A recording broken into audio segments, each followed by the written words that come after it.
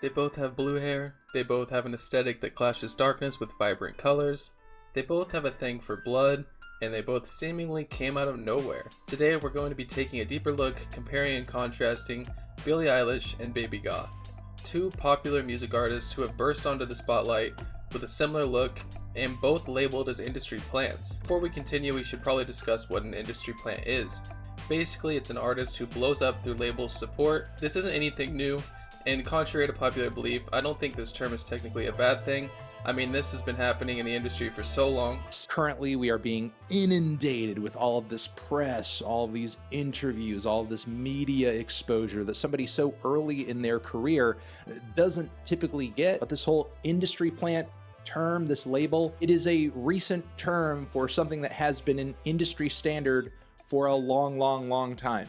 I almost feel bad putting them in the same sentence, but I think it's important that we use these modern artists as examples of what can happen when an artist is thrusted into fame by their music label. I mean, you all probably know Billie Eilish at this point.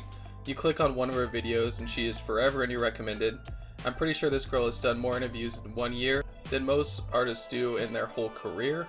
The amount of videos she appears in and the number of views for these videos is astronomical. She really is a viral sensation, whether it's her music or she's just eating hot wings. Me and my bitch Billie, she's my hoe. See, the problem arises when you have an artist with a label who pushes them out and raises them up without any support or foundation, and sometimes with barely any musical talent. A perfect example of this is Baby Goth. You see, Baby Goth is a textbook definition of an industry plant, which wouldn't be a problem if she had legs to stand on. Her lack of raw talent and personality are so evident in every video I've seen of hers. I could literally make this whole video about how she's an industry plant, but luckily someone else already did. How is Baby Goth one of those? Well, let me show you. Right off the bat, the fact that she only has one song, and that's actually featuring Lil Xan and Trippie Redd, and also that she featured on Trippie's album before her song even came out. Well, Trippie is signed to UMG and Caroline Distribution, and the other label Baby Goth is signed to is Republican Records, which is owned by UMG. From being just a normal looking person to just absolutely face tatted and just completely different in the span of like a year. I personally think that it has to do with the fact that if you were going to be working with a record label and you had to do what they say, they might make you do things to make you more marketable to the audience that they want you to market towards. Linked in the description is Progress's video where he dives deeper into this specific subject. It's really good, I suggest you check it out. With all that said, let's get into the real comparison between these artists. For the first stop on our comparison journey, we're going to compare Billie and Baby Goth's Genius interviews. You know, if Genius was a person, it would be Nicolas Cage, because they have absolutely no standards for the work they will do. They can go from National Treasure to Ghostwriter, or in this case, Billie Eilish to Baby Goth. I think the first difference I pulled away from these two is the fact that Billie took out her Invisalign before her first track on her new album, and Baby Goth probably doesn't even know what a toothbrush is. I always had goals for like a bigger world than just like, you know, a small town. Everyone goes 9 to 5 work days. This girl is supposed to be a rapper and she can barely even compose sentences. I think this is her just trying to say that she wanted to get rich and not have to work because she's a lazy bitch. I have an irresistible attraction to like oxymorons. So like a light in a dark situation, a sinister lullaby, or like that's Baby Goth. She tries to act really profound here by saying that she has this attraction to the light and dark aesthetic.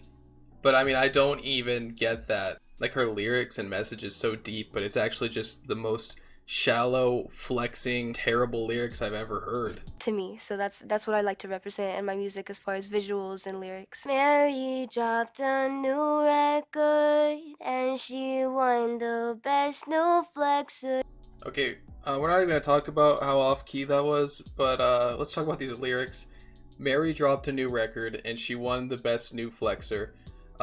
Tell me where the rhyme is, and also, this is like her first track and she's just ripping off a nursery rhyme. I mean, it's not very clever if you ask me. Best new flexer. I mean, her name is Baby Goth, but I don't know why she's using a baby voice. Flexer.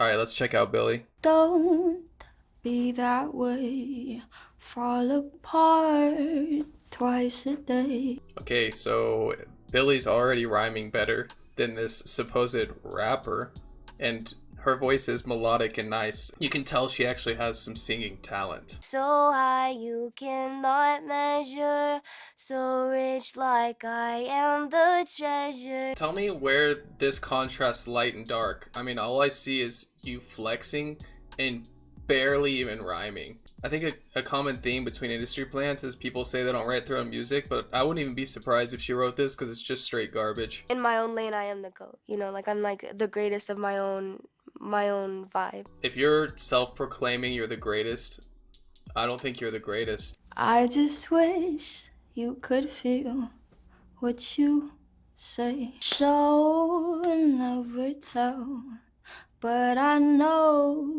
you too well. It just absolutely appalls me that this girl in her teens is completely out singing and lyrically walking around this girl that's in her 20s. You know, you can feel so unbelievably lost and horrible and like you're nothing and you're invisible and for no reason at all. A key point here is how relatable Billie can be. I mean, obviously she's been thrusted into fame, but she still seems down to earth and she has normal human problems. We stay high as fuck, Mary take me away. Fuck. Fuck. Fuck. Oh, it's so gross. Is that literally the lyrics? Like, we stay high as fuck. Fuck. Mary, take me away. Oh, that's awful. I smoke a lot. I smoke medicinally, so I have to smoke for my anxiety. I have to smoke, you know, to talk to people, to pretty much focus, to write, to do anything. Wow. Dude, this girl couldn't get any more deep. Honestly. Honestly. And if you have to smoke that much just to behave normally, you clearly have a problem. I'm pretty much useless unless I'm high. I wanted to play on the words like Mary had a little lamp, but also Mary Jane, like, because that's a good friend of mine. I feel like she takes me away a lot. Oh my god, is that what you were doing? You were playing on the words Mary? Like Mary had a little lamb and like Mary Jane, like marijuana? Oh my god, you're so smart. I have nightmares every night, you know? I would have nightmares every night too if I looked like that. I like to write a dark with a light contrast taken from like my own personal experiences and shit like that. If teardrops could be bottled, there'd be swimming pools filled by mud. That right there justifies the fact that she is a star. She has talent. It's clear to see. Models are the people that everyone look up to. Models are known to be, you know, these are your role models. This is your standard. You have to look like this and be like this and do this and this and this. And that's been known forever and it changes all the time, but it's like, if it keeps changing, why does it have to be there at all? See, I mean, she's finding some deeper meaning in her lyrics. There's actually some substance there. Gone with the wind, I'll be gone all day. Mary rolling heavy, foreign whips and diamond drips. They say she run the city, she just might take your bitch. Okay, Gone with the Wind, I'll be gone all day, Mary rolling heavy. Like, did she just rhyme gone with gone? Is that the only rhyme in this? Foreign whips and diamond drips. Is that the only other rhyme? You're literally a rapper, and you barely rhyme. And let's just talk about how you ended that line. Take your bitch. I take your bitch. I'm gonna take your bitch. Let me guess, you're like, oh, you're a lesbian or something?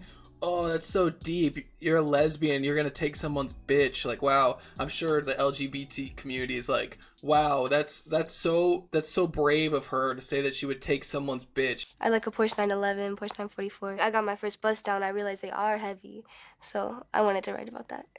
I might just take your bitch too, cause I'm bisexual. It's important to talk about. I think LGBT stuff in my music. Dude, she talks like Yoda. She can't even form a sentence. It's important to talk about, I think. If I love you was a promise, would you break it if you're honest? The contrast here is just insane. You hear this nasally try hard flexor. I got diamond drips and I'ma take your bitch. And then you hear this angelic, beautiful voice with actual emotion and like an energy behind it. It's just like, you can't substitute these emotions and feelings for this fake flexor who literally doesn't even have a real personality. It's evident throughout this interview that she is just a facade, your typical mumble rap placeholder girl I mean, she literally looks like a Tumblr post. You are always you, forever. That's terrifying. I feel like every Billie Eilish interview I've seen, she has been entertaining, actually comically funny and self-aware. She seems raw and original. She really seems like herself, a person that is relatable, you know? If someone's like, oh God, you fall apart so much, like you're so annoying, like you're always fucking like sad. I'm like, I know, I have to be in this bitch all the time. Like I'm aware of how annoying it is. It's just a night and day difference. And this is the point I'm trying to make, is that between the skill and the personality that Billie has, she actually stands out as a star, and her being pushed to this position of fame isn't a bad thing for her, because she clearly is an entertaining person as a whole. Whereas this other girl was forced into this fake lifestyle where she has to act like a person she's not and make music that's not relatable, just like straight garbage. I don't wanna be you. Okay, so that's the Genius interviews. I feel like you got a good idea of the differences between these two artists. Now let's take a look at some live performances.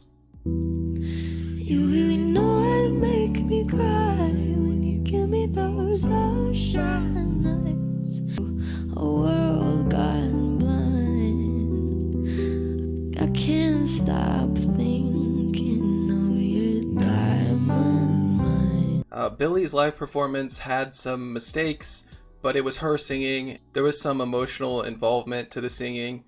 You could tell like it was real and it was genuine and it sounded good. It was a really good performance, whereas Baby Goth was literally lip singing.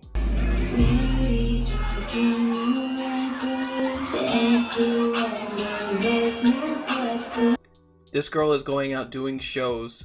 They're literally just pressing play on an iPod and she's dancing around. And don't even get me started on the lack of swagger this girl has. As a rapper, you're supposed to carry yourself with swagger. You're supposed to like look cool, look like you know what you're doing. This girl looks so uncomfortable on stage.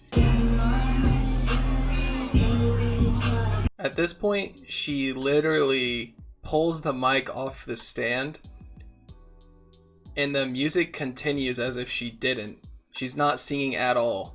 Like, it's hilarious. Who listens to this girl?